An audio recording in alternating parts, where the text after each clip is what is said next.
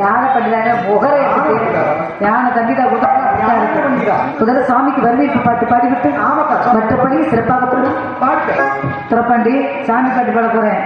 உன் ஜாமா நல்லபடியா ஓடு மென்மேல இருக்கணும்னா பதிபக்தியோட பாடு.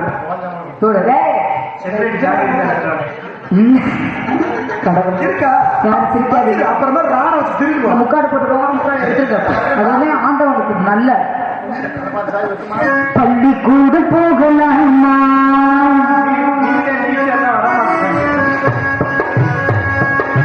அதுக்கு புத்தகத்தை வாங்கலாமா சொல்லி சொல்லி கேட்கலாமா சாமிய சொல்லி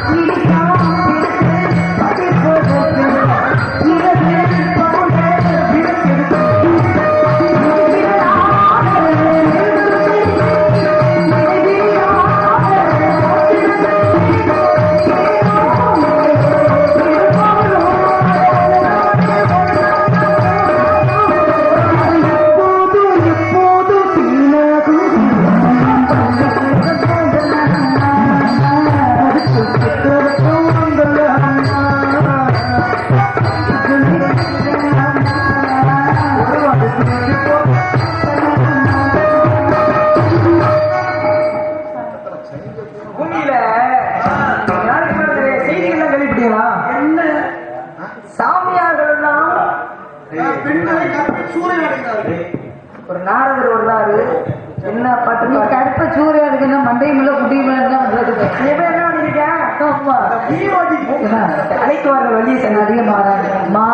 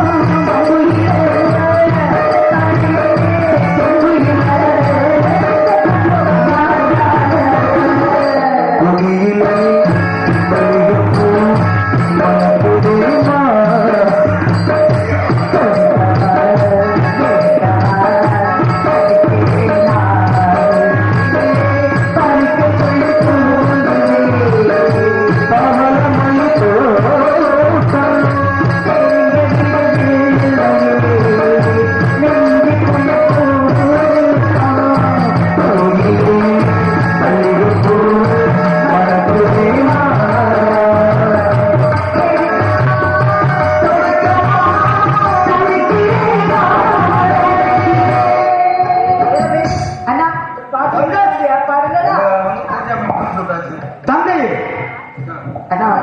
மங்களகரமாக நீ வர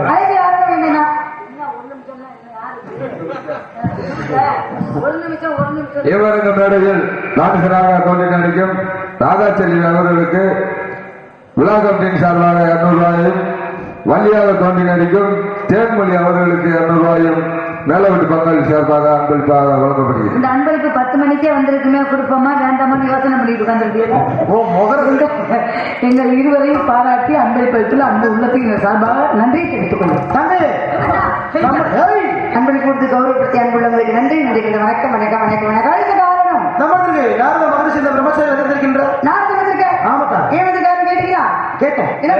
நீ பார்க்க வேண்டுமா நல்லாசி கொடுக்க வேண்டும் அப்படியா? அழைத்து வாருங்கள். தெரியாது வாருங்கள் சுவாமி.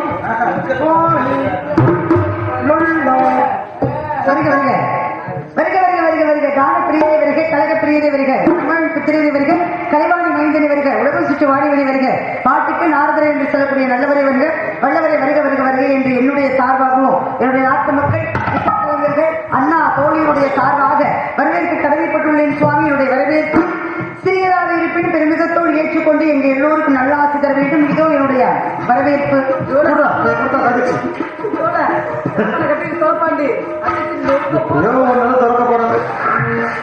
பூவேணி கலந்து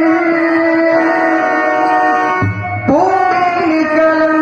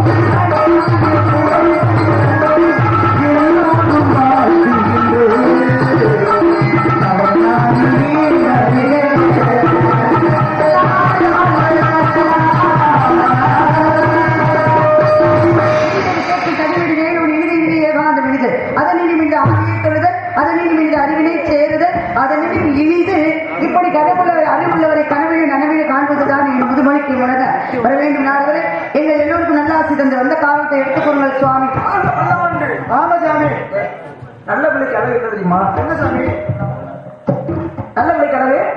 சாமி எதிரியாக இருந்தாலும் சொல்லாம செய்யறது தப்பு சாமி. அந்த பெண்மகள் போயிடுச்சு, அவங்களுக்கு தேவை இருந்து போயிட்டா சாமி. ஏன் தெரியுங்களா? 3 மாசமா சென்னை நிக்கல சாமி. உனக்கு என்ன தேவை? சென்னை நிக்கணும். சும்மா இருந்தா 2 தப்பு தவிட்டு போகும். குளிச்சாங்க பாருங்க, நான் மருந்து சொல்லி கொடுத்தேன். நாரதை வரவேற்ற மக்கள் நாரதுடைய வாழ்க்கை எப்ப எத்தனை பெண்களை சந்தித்திருக்கிறேன், எத்தனை பெண்களிடத்தில் உரையாடி இருக்கிறேன். ஆனால் நாரதருக்கு இப்படித்தான் வரவேற்பு கொடுக்க வேண்டும். பாதரட்சியை போட்டிருந்தாலும் அதை கலட்டிவிட்டு சுற்றி வந்தமைக்கும் முக்க மகிழ்ச்சி. இருந்தாலும் என்னுடைய வாழ்க்கை எப்பேற்பட்ட வாழ்க்கை என்று தெரியுமா? பூப்போலே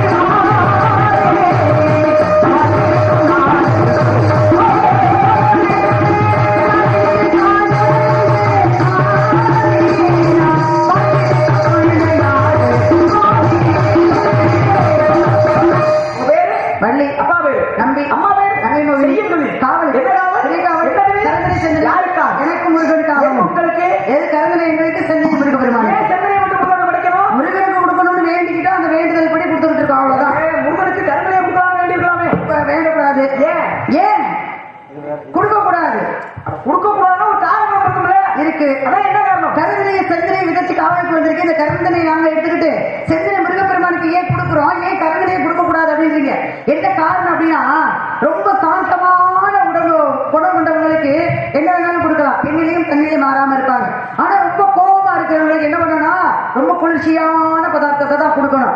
ரொம்ப கோவக்கார முருகப்பெருமான் அதனால குளிர்ச்சியான திரையை கொடுத்து சாந்தப்படுத்திக்கிட்டு இருக்கோம். அவ்வளவுதான். முருகன் கோவக்கார கடவுள் எப்படி சொல்றீங்க? கோவக்காரர் தானேங்க. எப்படி சொல்றீங்க?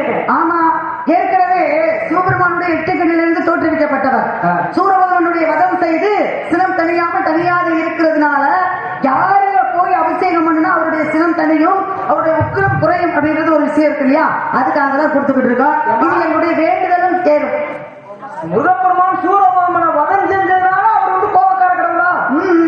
கோபமாக இருக்கக்கூடியவர் கோபக்கார கடவுளே கிடையாது, கருணை உள்ளம் கொண்டவர். நான் கேட்கிறேன், எப்படி ஏதாவது ஒரு நிலையில நினைக்கிறேன். நான் கேட்கிறேன், முருகன் கோபக்கார ஒரு தெய்வமா இருந்தா அவருக்கு அபகரிச்ச நோக்கம் என்ன? சூரபதமனை அழிக்கணும் அப்படிங்கிறதுக்காக. சூரபதமனை அழிக்கணும். ஆனா என்ன பண்ணார்? மதம் செய்தார். அகண்டையை அழித்து ஆட்கொண்டு வச்சுக்கிட்டார். இரு ஊராக பிறந்தார். ஒன்றை சேவலாகவும் இன்னொரு மயிலாகவும். சேவலை இவர் வாங்கினாரு.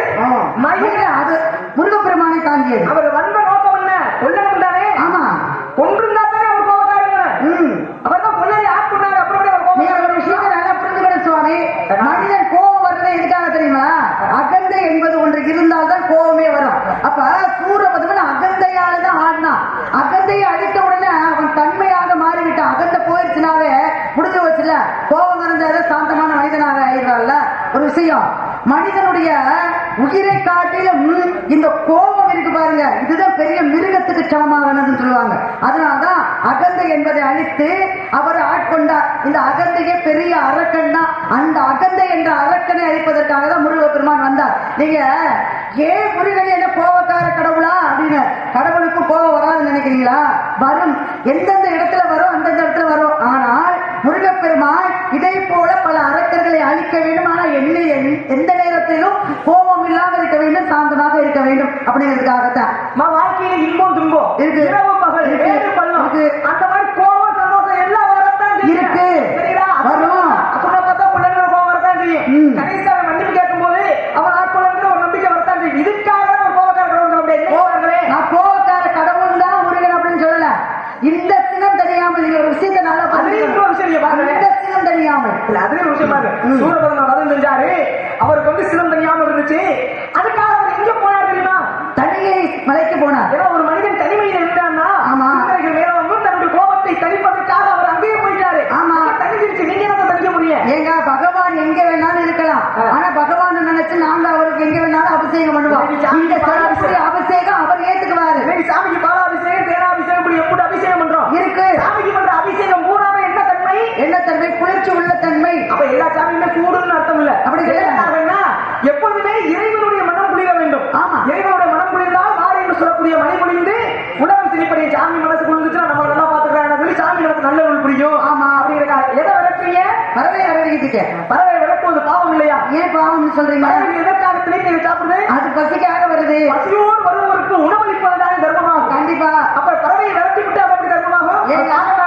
கண்டிப்பா அது பாவம்லாம் இல்லையே. ஏங்க எல்லாரும் அன்னதானம் கூப்பிடுவோம். எல்லாரும் வாங்க எங்க வீட்டுல அன்னதானம் போடுறோம் அப்படிம்போம். ஆனா அன்னதானம் போடுறதுக்கு எல்லாரும் வரும்போது எல்லாத்துக்கும் சாப்பாடு போடுவோம். அதற்கு முன்னாடி இறைவனுக்கு கொஞ்சம் எடுத்து வச்சுக்குவோம்.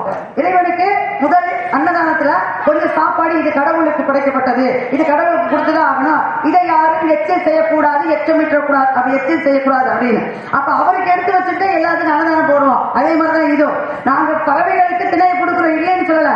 ஆனால் இது இறைவனுக்காக நாங்க உருவாக்கப்பட்டது, இறைவனுக்காக காத்துக்கிட்டு இருக்கோம். நீங்க இதை சாப்பிடுற பறவைகளுடைய தன்மை என்ன தெரியுங்களா? சாப்பிட்ட எந்த பொருளா இருந்தாலும் சாப்பிட்ட மாத்திரத்துல எச்சமிடும் தன்மை பறவைகளுக்கு இருக்கு. ஆனா இந்த திணையை சாப்பிடும் பொழுது சாப்பிட்ட உடனே எச்சம் விட்டுரும். அப்ப நீங்க சாப்பிட்டா கூட பரவாயில்ல, எச்சையை கூட நாங்க கொடுத்துருவோம். ஆனா எச்சம் என்ற பொருளை நாங்க இறைவனுக்கு கொடுக்க கூடாது அப்படிங்கிறதுக்காகத்தான் நாங்க பறவை விரட்டுறோமே தவிர அது பசியோட போகணும், உங்களுக்கு பசிக்கு கொடுக்க மாட்டோம் அப்படின்னு நாங்க விரட்டல. இன்னைக்கு தானத்திலே சிறந்தது அன்னதானம், கண்தானம், ரத்ததானம். ரொம்ப நிதானமும் செய்யணும். கன்னிதானம் இப்படிலாம் சொல்லுவாங்க. இதை விட பெரிய தானம் ஒண்ணு இருக்கு தெரியுமா? எறும்புகளுக்கு உணவளிக்கிற மதியா, அதுதான் பெரிய தானம். அந்த காலத்துல வீட்டுக்கு முன்னாடி கோலம் போடுவாங்க பெண்கள். அரிசி மாவுல கோலம் போடுவாங்க. ஏன்? பல ஜீவராசிகள் இது மாதிரி ஊர்வன வந்து சாப்பிட்டு போகும் அப்படிங்கிறதுக்காக. என்ன தவறு? இந்த பூமியில நம்ம எல்லாம் சாப்பிட்டுருவோம், வேணும்னா கேட்டு வாங்கிடுவோம். கோழியை வந்து கொப்போன்னு அதுக்கு சோறு அரிசியை போட்டுருவோம் எடுத்து. அப்ப ஒவ்வொன்றும் கேட்டு வாங்கி மாடு கத்துச்சுன்னா எதை கொண்டு போட்டுருவோம். ஆனா இந்த கீழே ஊர்ந்து தெரியுது எறும்பு, அதுகளுக்கு என்னடா ஒன்று வெளிப்பட்டு அந்த காலத்தை வாழ்ந்தவங்க அரிசி மாவுல கோலம் விட்டு அதற்கும் ஒரு உணவளித்து அதை ஒரு தானமாக வைத்தாங்க. எப்ப? அப்ப இப்ப சோத்து சட்டியை சுத்தி மருந்து எறும்பு மருந்து. ஆமா, வரவே கூடாதுன்னு நாங்க சாப்பிடுறது நீ வந்து சாப்பிட்டு பண்ணி நாங்க எப்படி சாப்பிடுறது அப்படிங்கிறதுக்காக. அப்ப பறவைகள் எச்சில் பட்டாலும் நாங்க ஏற்றுக்குவோம், எச்சம் விட்டுறக்கூடாது. இதெல்லாம் ஒரு சின்ன சிக்கல். என்ன சிக்கல் சொல்லுங்க, எடுத்துருவோம். எச்சில் பட்டா சாமி ஏத்துக்கிறவங்களுக்கு இல்ல. எச்சில் பட்ட பொருள் சாமிக்கு படைக்கலாமா? ஏன் படைக்க கூடாதா? சாமிக்கு அபிஷேகம் பண்றதுக்கு எத்தனை பொருள் வச்சு படைக்கிறோம்? அபிஷேகம் பண்றதுக்கு பால், பொதுவா சாமிக்கு அர்ச்சனை பண்ணீங்க. அர்ச்சனை பண்றோம் அப்படின்னா தேங்காய், பழம், மாவிளக்கு எம்புட்டு இருக்குது. இவ்வளவு பண்றோம். பூமியில எம்புட்டு பொருள் விளையுது இருக்கு. ஏன் தேங்காய் வாழைப்பத்தி முடி வச்சு அர்ச்சனை பண்றது தெரியுமா? அது எச்சில் இல்லாத ஒண்ணுன்றீங்க. இப்ப மாம்பழத்தை சாப்பிட்டு கொட்டை கிலோ அது முளைச்சிரும். பனம்பழத்தை சாப்பிட்டு கூட அது முளைச்சிடும். எதா இருந்தாலும் சாப்பிட்டு கொட்டை கிலோ போட்டோம்னா முதையாகப்பட்டதா இருக்கிறது சரி, பொட்டையாகப்பட்டதா இருந்தது முளைக்கும். சாப்பிட்டு கிலோ விட்டா முளைக்கும். வாழைப்பழத்தை பிச்சு தின்னுபிட்டு தூக்கி போடுங்க, முளைக்காது. அப்ப எச்சில் படாது. ஆமா. தேங்காயை பாருங்களேன், தேங்காயை உரிச்சு சும்மா பண்ணி வைங்க, தேங்காயை உரிச்சுட்டு கொண்டு முளைக்க வைங்க, முளைக்குமா? முளைக்கும். தேங்காய் உடைச்சிட்டு வச்சா முளைக்காது. தேங்காய அதுதான் எதுவுமே ரெண்டுமே எச்சில் படாத பொருள், அதனால அர்ச்சனை பயன்படுத்துறாங்க. என்னுடைய சின்ன சந்தேகம் என்னன்னா, எச்சில் பட்டா சாமி ஏத்துக்கணும்னு சொல்றீங்கல்ல, சாமிக்கு பொங்கல், குறிப்பா அந்த சாமிக்கு பொங்கல் வச்சு படைக்கிறோம். பொங்கல் வச்சு படைக்கும் போது ஒரு பச்சை புள்ள ஊர்ந்து தெரியும். அப்ப முறத்துல கொஞ்சம் அரிசியை போட்டு இது சாமிக்கு பொங்கல் வைக்கிற அரிசி உல புதைக்கட்டும் அப்படிங்கிறக்காக வச்சுப்பா. அந்த பச்சை புள்ள அந்த அரிசி சொல்றது பக்கத்துல போச்சு வச்சுங்களேன், வெளிப்பட்டு என்ன சொல்லுவாங்க, அதை தொடரமா இது சாமிக்காக படைக்கப்படும். பிள்ளைய பக்கத்துல போடுப்பா, பொருள் எச்சி பெற்றாம குழந்தையின் தெய்வமும் ஒன்றுதான். அப்படியே அங்க குழந்தை பட்டா எச்சி படக்கூடாது. ஏங்க இதெல்லாம் எங்களுடைய நம்பிக்கை தான். என்ன இதெல்லாம் ஒரு நம்பிக்கையின் பேர்ல தான். கடவுள் இருக்கிறார், ஆனா எங்க இருக்கிறார், எப்படி இருக்கிறார், என்ன உருவத்துல இருக்காரு அப்படின்னா பெரிய கேள்விக்குறியா வரும். இது பேசிக்கிட்டே போகலாம். எங்கேயா சாமி ஏத்துக்குன்னு சொல்லுங்க. ஏத்துக்குமே, எல்லாமே எச்சில் பட்ட பொருள் தான் சுவாமி. பட்டாடை கொடுக்கிறோம் சுவாமிக்கு, அது ஒரு எச்சில் தானே. பாலாபிஷேகம் செய்யறோம், அது ஒரு எச்சில் தானே. ஏங்க ஓதுகிற ஓதல் எச்சி தான், மந்திரம் எச்சிதான். முருகான் கூப்பிடுறோம்னு வச்சுக்கோங்களேன், அறிவியல் பூர்வமா நம்ம தெய்வம் பேரை சொன்னாலும் சரி, ஒரு வார்த்தை பேசினாலும் சரி, நம்மளை அறியாமலும் 300 துளிகள் எச்சி பறக்குமா. எப்படி நம்மளை அறியாமல், அப்ப முருகான்னு சொல்லும் போது நம்மளை அறியாமல் 300 துளிகள் எச்சி பறக்கும் போது அந்த எச்சியை தானே இறைவன் பேரே சொல்லிக்கிட்டு இருக்கோம். பாலாபிஷேகம் பண்றோம், பட்டார கொடுத்துறோம், அதெல்லாம் எச்சிடாங்க அப்படின்றீங்க. உங்களுடைய விருப்பம் என்ன? பால்ல திறந்து அபிஷேகம் பண்ணும்போது கண்ணுக்குட்டிய அவுத்து விட்டு கண்ணுக்குட்டி எச்சி வச்சதுக்கு அப்புறம் தான் பால் கொண்டாந்து கிடைக்கிறோம். ஆமா, அப்ப ஏத்துக்கிறது. பால் பிச்சிருக்கீங்களா? மாடு நிறைய இருக்கு, வருவீங்களா? பால் பீச்சிருக்கீங்களா? பால் கறந்துருக்கோம். பால் கறக்கும் போது செம்பு கொண்டு போவீங்கல்ல? ஆமா, செம்புல தண்ணி வச்சிருப்போம். கண்டுபிடி போய் பாலை குடிச்சதுக்கு அப்புறம் என்ன பண்ணுவா? தண்ணியை ஊத்தி கழுவிடுவோம். முடிஞ்சிச்சே தீட்டு. ஆமா, இன்னைக்கு மாதிரி ஒரு தீட்டு வீட்டுக்கு போயிட்டு வரோம், குளிக்காதே பரவாயில்ல, 3 செட்டு தண்ணி எடுத்து தலையில விட்டுட்டோம்னா சில தண்ணியை வச்சா முடிஞ்சு போய் தீட்டு. இறைவனுக்கு ஏதாவது ஒரு பண்டங்கள் படைக்கிறோம். ஆமா, படைக்கும் போது நீரை விழாவி விடும் பாத்தீங்களா? ஆமா, ஏன் தெரியுமா? எச்சில் பட்டாலும் இதெல்லாம் சுத்தமாகணும்.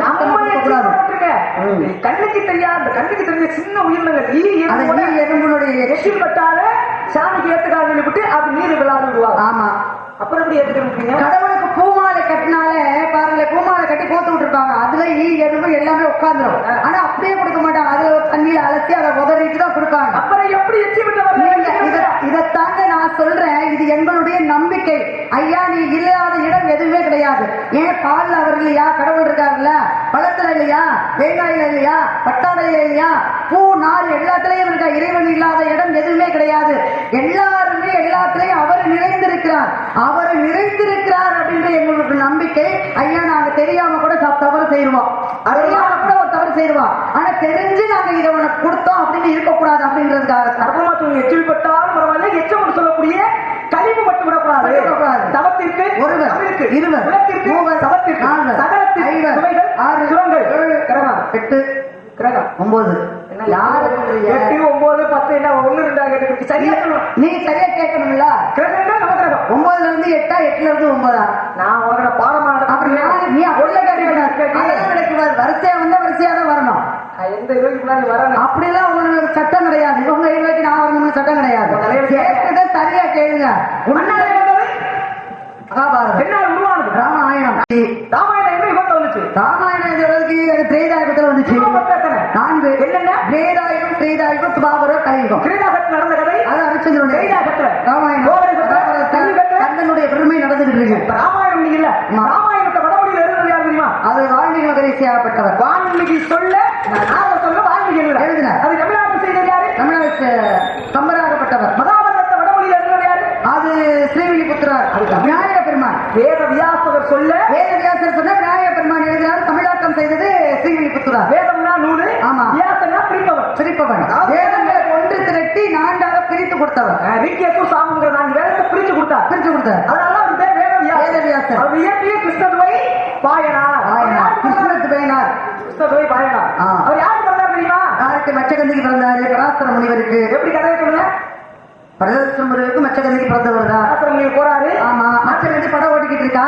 ஐயா இந்த மாதிரி நேரத்துல அதை சொல்லுவாங்க. நம்ம ஒரு குறிப்பிட்ட சுருக்கமா சொல்லணும் அப்படின்னா இந்த மாதிரி கிரகங்கள் ஒன்று கூடிய நேரத்துல ஆமா பிரம்ம முகூர்த்தம்னு சொல்லுவாங்கல்ல. பிரம்ம முகூர்த்தத்துல தாலி கட்டணும். பிரம்ம முகூர்த்தத்துல ஒரு ஆண் பெண்ணு புது தம்பதிகள் இணையணும். பிரம்ம முகூர்த்தத்துல நல்ல விஷயங்கள் செஞ்சா எல்லாம் நல்லதாவே நடக்கும் அப்படின்னு நமக்கு ஒரு நம்பிக்கை இருக்கிற மாதிரி எல்லா தேவர்களும் எல்லா இயற்கைகள் ஒன்று கூடி வர நேரத்துல என்னோடு ஒரு பிள்ளை சேர்ந்தால் அவளுக்கு ஒரு பெரிய மகான் பிறப்பான். அந்த மகான் இந்த உலகத்துக்கு ஒரு எடுத்துக்காட்டாக இருப்பான்னா அவருக்கு தெரியும். ஆனா இந்த பிள்ளைக்கு தெரியாது. படகு ஓட்டுற பிள்ளை இக்கரையிலிருந்து அக்கறைக்கு போகணும்னு சொல்லுது. இவர் பாக்குறாரு, ஐயா நான் உங்களை ஏற்றிட்டு போறேன், கவலை இல்லை அப்படின்னு சொன்னா. அப்ப போயிட்டே இருக்கும் போது இவருக்கு அந்த நேரம் காலங்கள் தெரியுது. கேட்கிறார் சின்ன பிள்ளைய, இந்த நேரத்துல என் கூட கூடுறதுக்கு ஒரு பொண்ணு வேணும், உனக்கு சம்மதமா அப்படின்னு சொல்லி. நீங்களே பெரிய மகான், நானே சின்ன பிள்ளை, இன்னும் ருதுவாக கூட ஆகல, என்னையோட கூடணும்னு சொல்றீங்களே, இது சாத்தியமாகுமா அப்படின்னு. அப்பதான் சொல்றாரு, இந்த இடத்துல வேற வழி இல்ல, இந்த உலகத்துக்கு மிகப்பெரிய மகான் கிடைக்கணும் அப்படின்னா நான் உன் கூட தான் கூடி ஆகணும் அப்படின்றார். அவன் நான் சின்ன குழந்தையா இருக்கேன் அப்படின்னு, கவலைப்படாத, உனக்கு ருதுவாக்குறேன் அப்படின்னு சொல்லி அந்த பெண்ணை ருதுவாக்கி அந்த பெண்ணோட நதியிலே ஒரு திட்டை அமைத்து அங்கே கூடுகிறார்கள். அங்கே பிறந்தவர் தான் கருமையான நிலத்தில் பிறந்தவர் தான் கிருஷ்ண தேவகுபயனார். சிறப்பு கோபுரம் கேட்டேன். அதுவும் அங்க ஒரு சிறப்பு தான். திங்கிறதுக்கு ஞாபகம் நேரத்துல சின்ன படிச்சத பேசுறதுக்கு திங்கிற பேசுறது. கோபுரம் ஸ்ரீவில்லிபுத்தூர்ல எத்தனை கோவில் இருக்கு? எந்த கோபுரம் சிறப்பு? ஆண்டாள் கோபுரம் தான் சிறப்பு. என்ன சிறப்பு? என்ன சிறப்பு? ஜாதி மத பேதத்துக்கு அப்பாற்பட்டு எல்லாரும் ஒன்றாக சேர்ந்து கும்பிடக்கூடிய அளவுக்கு இருக்கக்கூடியது அந்த கோபுரம். ஏன் மத்த கோவில் இல்லையா? இருக்கு. அப்படியா? ஏங்க ஒரு கோவிலுக்கு போறோம்னு வச்சுக்கோங்களேன், இந்து கோவிலுக்கு போனா அங்க நிறைய சிலைகள் இருக்கும், இந்த மாதிரி வரைபடங்கள்லாம் இருக்கும். அதே மாதிரி இஸ்லாமியர்கள் கோவிலுக்கு போனா அங்க ஜமாத் அப்படின்ற ஒரு சமாதி இருக்கும். அப்ப இதுக்கு பாருங்களேன், எந்த அந்த கோபுரத்துல மட்டும் எந்த சிலைகளும் இருக்காது, ஒரே சமமான கோபுரமாக இருக்கும். சிற்பங்கள் இல்லாத கோபுரம் எது கேட்டா கோபுரம். ஆமா, ஏன்னா அதனுடைய அந்த கோபுரத்தை எதா வச்சிருக்காரு தெரியுமா? நம்ம நாட்டு அரசினுடைய வச்சிருக்காங்க. ஒரு கோபுரம் இருக்கும் தமிழ்நாடு அரசு சின்னத்துல. அது எது கேட்டா ஸ்ரீவில்லிபுத்தூர் கோவில் கோபுரம். நீங்க சொன்னீங்களே, எதனால நம்ம நாடு என்பது மதசார்பற்ற நாடு. இந்து மதம், இஸ்லாமிய மதம், கிறிஸ்தவ மதம் எல்லாம் ஒன்றாக இருக்க வேண்டும். மதமும் சம்மதமே, பாகுபாடு இல்லாம இருக்கணும் அப்படிங்கிறதுக்காக. காளையார் கோவில் போயிருக்கீங்களா? காளையார் கோயிலுக்கு போயிருக்கீங்களா? போயிருக்கேன். காளையார் கோவில் பாத்தீங்கன்னா கோபுரத்துல சிற்பம் இருக்காது. ஆனா ஒரே ஒரு இது மட்டும் இருக்கும் கோபுரத்துலயா? ஆமா. அதாவது முதலாக தேர்ந்தெடுத்தது காளையார் கோவில் தான். அதை ஏன் வைக்கிறேன்னா, கோவிலுடைய நுழைவாயிலும் மகாலட்சுமியினுடைய மகாலட்சுமி யாரு? எந்த மதக்கிறவங்க? இந்து மதக்கிறவங்க. வைக்க போனாங்க. அடுத்து கொண்டாந்து ஸ்ரீவில்லிபுத்தூர் வச்சார். மும்மூர்த்திகள் யாராரு? மும்மூர்த்திகள் பிரம்மன், விஷ்ணு, சிவபெருமான். சிவன், பிரம்மா, விஷ்ணு. அழிக்கும் தொழிலுக்கு கடவுள், அழிக்கும் தொழிலுக்கு சிவபெருமானாகப்பட்டவர். காக்கிற தொழில், காக்கிற தொழில் உங்க பாட்டன். அழிக்கிற தொழில் அழிக்கிற தொழில், படைக்கிறது பிரம்மா. படைக்கிறது பிரம்மா. இந்த உலகத்தில் தசவதாரத்தின் மூலமாக கட்டி காப்பவன் பாட்டன் பரந்தாமனாகப்பட்டவன். மகாவிஷ்ணுடைய கையில என்ன இருக்கு? மகாவிஷ்ணு கையில நிறைய இருக்கும். எதை கையில எத்தனை கை இருக்கு? அவருக்கு 2 கை இருக்கு. வரைபடத்துல பார்த்தா 4 கை இருக்கும், சில இடத்துல பார்த்தா 6 கை இருக்கும், சில படத்துல பார்த்தா 2 கை இருக்கும். நீ எந்த கையில கேட்கிறீங்க? சரி, ஏதாவது கையில இருக்கிறது என்ன? கையில மகாவிஷ்ணுவை பார்த்த உடனே நம்ம ஞாபகத்துக்கு வருவது, நம்மளுடைய கண்ணுக்கு தெரிவது அவர் கையில இருக்கிற சுதர்சன சக்கரம். கையில இருக்க சுதர்சன சக்கரம் அதுதான் ஞாபகத்துக்கு வரும். பார்த்த உடனே பட்டுன்னு எப்படி மதுரை மீனாட்சி அம்மன் கோயிலுக்கு போனவன எவ்வளவுதான் அலங்காரம் பண்ணினாலும் அந்த மூக்குத்தி மட்டும் கண்ணுக்கு தெரியுதோ, அது மாதிரி இது போனவரை பார்த்த உடனே மீனாட்சி அம்மன் கோப்படையில கிளி ஒண்ணு இருக்கு, அதெல்லாம் நம்பிக்கிறது இல்ல. அது மூக்குத்திக்கு மட்டும் போதும். ஏங்க அதுக்கு மிகப்பெரிய மகத்துவம் இருக்குங்க. பெண்ணு என்ன பண்ணுவா, கோயிலுக்கு போய் சாமி கும்பிட போகும்போது சாமி வர்ற பூட்டு விலையில பட்டுக்கிட்டு இருக்கு. நம்ம புருஷனே இருக்காரு, சாமியை கும்பிடாதுடா, சாமி மட்டும் அப்படியெல்லாம் கிடையாது. ஏன் தெரியுமா? கோவில்களுக்கு போனா பட்டு சேலை கட்டிக்கிட்டு போகணும் அப்படின்னு.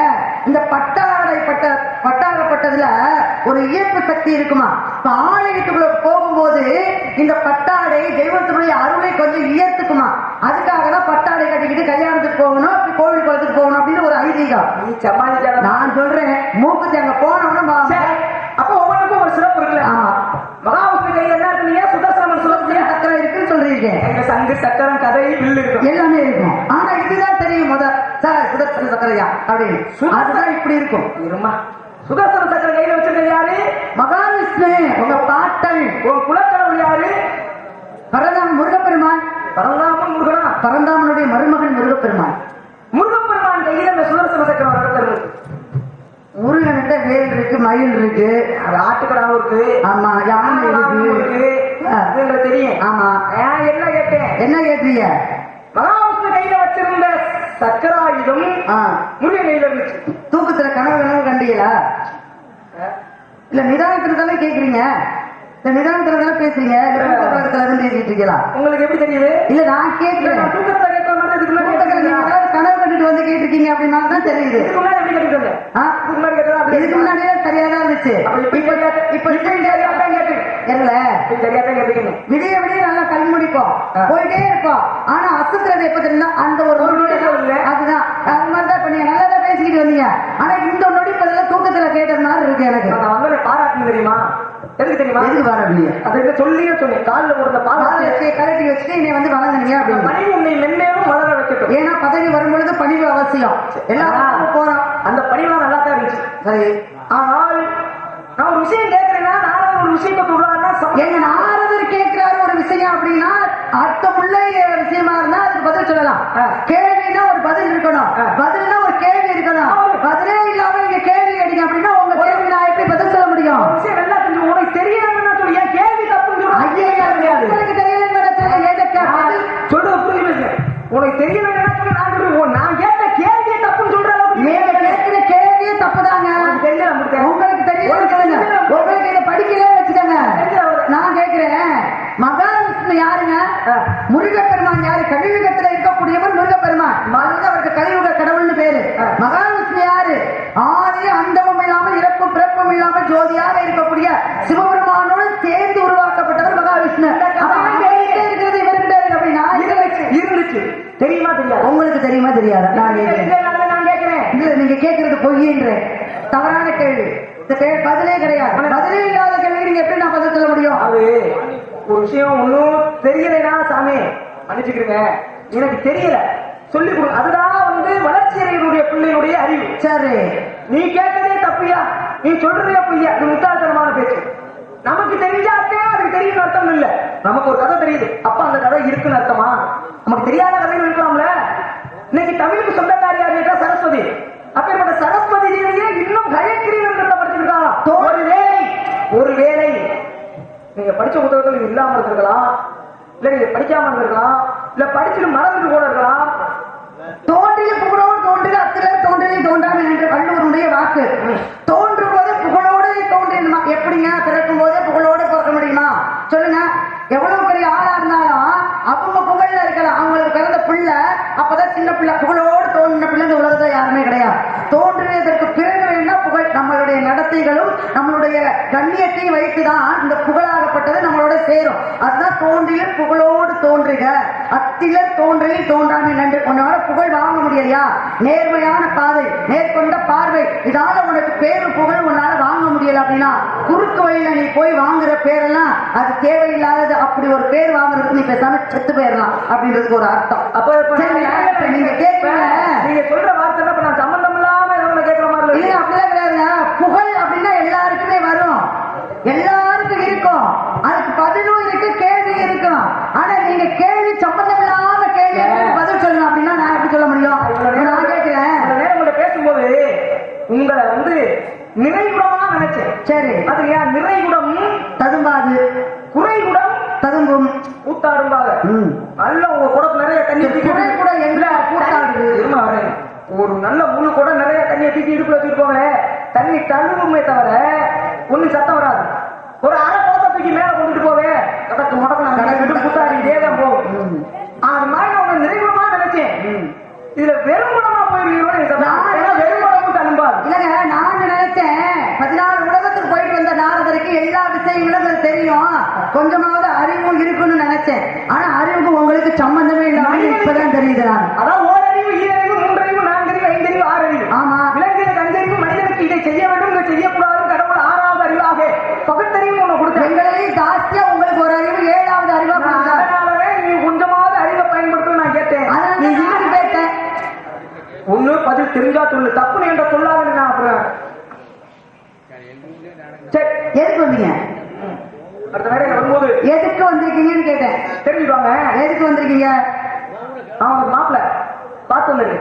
நீங்க எனக்கு மாப்பிள்ள வருது. மூஞ்சிய மாத்தாத பார்க்க சகிக்கல. இல்லையே, நீங்க உங்க முதல் பார்க்க சகிக்கல. நீங்க கேட்டா மூஞ்சி வரல சிரிச்சுக்கிற மூஞ்சி இப்படி போகுதான். அப்படியெல்லாம் கிடையாதுங்க.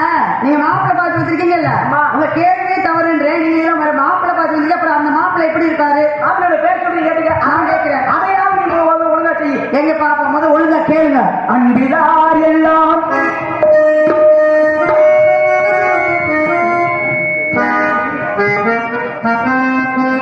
அன்பிலார் எல்லாம் தமக்குரிய அன்புடையார் என்னும் உரிய பிறகு தெய்வத்தால் ஆகாதலிலும் முயற்சி தன்னை வருத்த கூடி தரும். இன்றே குணமன்று பாடுவோம்.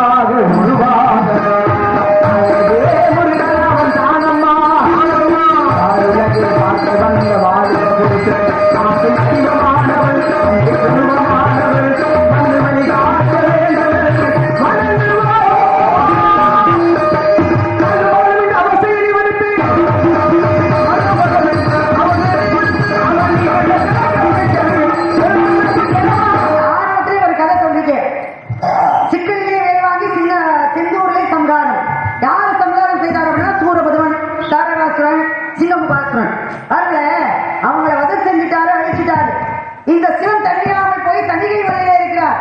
இதை கேள்விப்பட்டாரு மகாலட்சுமி ஆகப்பட்டவர். ஆனால் தன்னுடைய மருமக பிள்ளையாகப்பட்டவர் இப்படி ஒரு அரக்கர்களை அழித்துட்டு வந்திருக்காரு அப்படின்னு இந்த பூரிப்பு தாங்காம நேர தணிகைக்கு வர்றார்.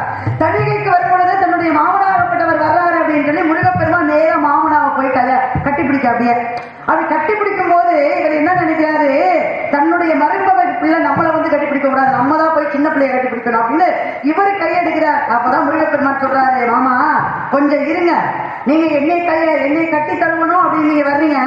என்னை கட்டி தழுவும் போது என்னுடைய மார்பிலே ஒரு பொருள் இருக்கு. இந்த பொருள் உங்க மார்பை கிழிச்சிடக்கூடாது, அதனால அந்த மார்பில் இருக்கிற பொருளை நீங்க எடுத்துக்கங்கன்றார். அப்ப மகாலட்சுமி என்ன பண்றாரு, மார்பை காட்டுறார். இந்த மார்பகத்துல அந்த பொருள் இருக்கு, எடுத்துக்கிட்டார். இந்த மார்பில் இந்த பொருள் இருக்கிறதுனால இன்னைக்கு பாருங்க தணிகை வேளையிலே முருகப்பெருமானுக்கு இந்த மார்பகமாகப்பட்டது பள்ளமா இருக்கும். அதுல சந்தனத்தை வச்சு அப்படியே பூசியிருப்பாங்க. அது என்ன பொருள் அப்படின்னா அதுதான் மகாவிஷ்ணுடைய கையில இருந்த சுதர்சன சக்கரம். சரி, மகாவிஷ்ணு கையில இருந்த சுதர்சன சக்கரம் எப்படி முருகப்பெருமானுடைய மார்புக்கு போச்சு அப்படின்னா, ஏற்கனவே ஒரு நேரத்துல பத்மாசுரன் சூரபதுமை இவர்களுக்கு போட்டி வரும் பொழுது மகாவிஷ்ணுக்கு அவர்களுக்கு சண்டை ஏற்படுகிறது. அப்ப மகாவிஷ்ணை தோற்கடித்து மகாவிஷ்ணுடைய கையில இருந்த சுதர்சன சக்கரத்தை எடுத்துட்டு போட்டு போனாங்க சூரபதுமன் தாரகாசுரன். இந்த சக்கரத்தை பாதுகாத்தவன் யார் அப்படின்னா தாரகாசுரன். அதான் முருகப்பெருமான் தாரகாசுரனை அழித்தான், சூரபதுமனை அகந்தை அழித்து ஆட்கொண்டு வச்சான். இந்த பொருளை வாங்கி என்னுடைய மாமனாகப்பட்ட பொருளை நீ வச்சிருக்கலாமா அப்படின்னா அவர் கையில ஏந்தாம மார்பில் தரிச்சுக்கிட்டாரு. என்ன காரணம்? கையில ஏந்தினா மாமனுடைய அந்த இடத்துக்கு நம்மளும் வந்துடுவோம், அவருக்கு மரியாதை இல்லாம இருக்கும் அப்படிங்கிறதுக்காக தன்னுடைய மார்பில வச்சுக்கிட்டார். அப்ப சுதர்சன சக்கரம் மகாவிஷ்ணு கிட்ட இருந்துச்சு. முருகப்பெருமான் கிட்ட வந்ததுக்கு காரணம் என்ன அப்படின்னா தாரகாசுரன். அப்பதான் கட்டி தழுவும் போது இந்த மார்பில இருந்த சுதர்சன சக்கரத்தை மாமனார் கிட்ட கொடுத்து கட்டி தழுவினார். நீங்க இன்னைக்கு உங்களுக்கு பொய் அப்படின்னு சொன்னா திருத்தணி இருக்கு பாத்தீங்களா, அதனுடைய வரலாறையும் படிக்கலாம். அங்க போய் முருகப்பெருமான் இடத்துல மார்பில பள்ளமா இருக்கா அப்படின்னு இன்னைக்கும் பார்க்கலாம். நீங்க கேட்ட கேள்விக்கு இதுதான் பதில் சொல்லுவோம் சொல்லியிருக்கேன். கொஞ்ச நேரம் இந்த வாய் என்ன கொஞ்சமாவது யோசிக்கணும். கொஞ்ச நேரம் இந்த வாய் என்ன சொல்லுச்சு? என்னமா சொன்ன? கேள்வி தவறுன்னு எப்படி பதில் சொன்ன? யோசிக்கணும்ல. அப்ப குறுக்கடி அடிச்சியா? அப்படிலாம் கிடையாது. பதில் சொல்லிட்டு யோசிக்க கூடாது, யோசிச்சுட்டு பதில் சொல்லலாம். ஆரம்பத்தை நான் சொன்னேன், கொஞ்சமா யோசிச்சு பார்த்து பேசணும். மத்தவங்கள்ட்ட பேசும்போது சுட்ட வடு ஒருத்தர் ஒரு வார்த்தையத்தை, அதாவது ஒருத்தர் அடிச்சு பார்க்கறாரு, அதே வார்த்தையா? சரி, முருகப்பெருமான் தானே மாப்பிள்ளை பார்த்து வந்திருக்கீங்க. முருகப்பெருமான் தானே மாப்பிள்ளை பார்த்து வந்திருக்கீங்க. நீங்க தானே போய் என்ன தவணை விட